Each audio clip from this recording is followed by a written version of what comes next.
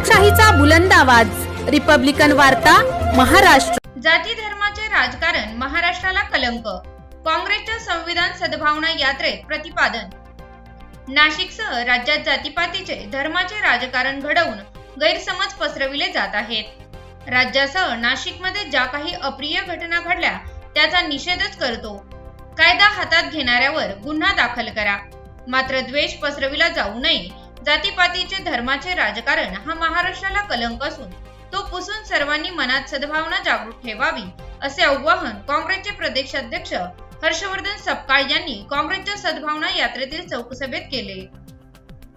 काँग्रेसच्या वतीने नाशिकमध्ये आयोजित संविधान सद्भावना यात्रेच्या सांगतेप्रसंगी झालेल्या चौकसभेत ते बोलत होते।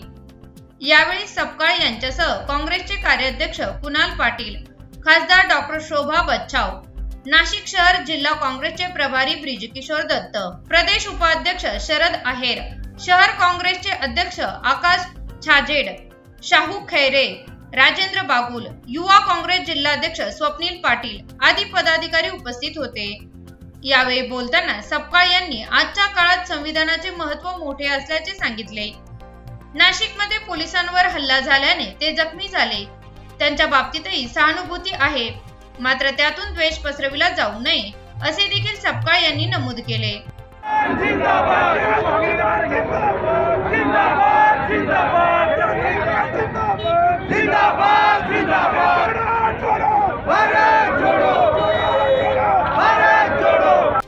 रिपब्लिकन वार्ता महाराष्ट्र न्यूज साठी विशेष प्रतिनिधी आनंद दाभाडे, नाशिक।